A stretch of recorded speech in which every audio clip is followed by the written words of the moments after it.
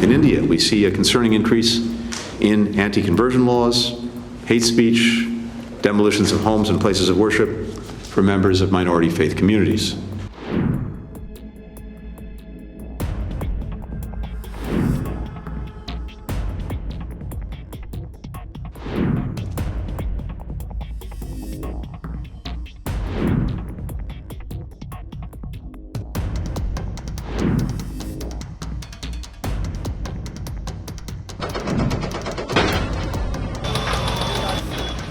Today, thanks to Ambassador Hussein, thanks to his team, thanks to our diplomats and our partners around the world, the State Department is releasing its annual report on the status of international religious freedom.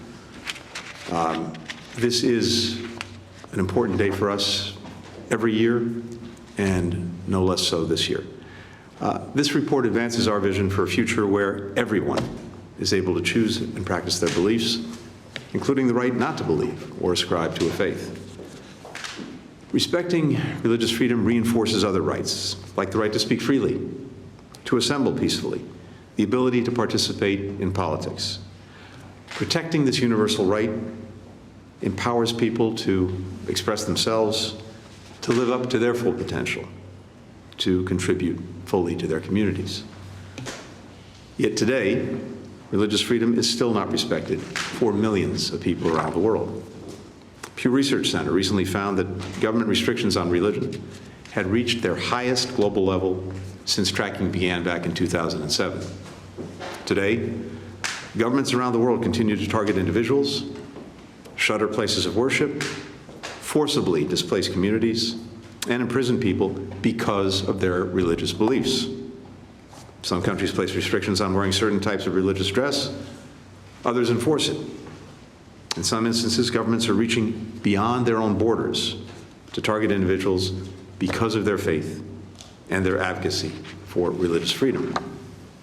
In every region, people continue to face religious-based violence, religious-based discrimination, both from governments and their fellow citizens. They may be shut out of schools, denied jobs, harassed, beaten, or worse. Violent extremist groups also target people based on their faith, as we saw in the attacks last weekend on churches and a synagogue in Russia's Dagestan region, in which police, civilians, and a priest were killed. Since Hamas's horrific terrorist attack on Israel on October 7th and the subsequent conflict in Gaza, both anti-Semitism and Islamophobia have increased significantly across the globe. Here in the United States, reports of hate crimes and other incidents targeting both Muslims and Jews have gone up dramatically. The Department's report tracks these kinds of threats to religious freedom in almost 200 countries. For example, blasphemy laws in Pakistan help foster a climate of intolerance and hatred that can lead to vigilantism and mob violence. In Hungary, officials continue to use anti-Semitic tropes and anti-Muslim rhetoric, and they penalize members of religious groups who criticize the government.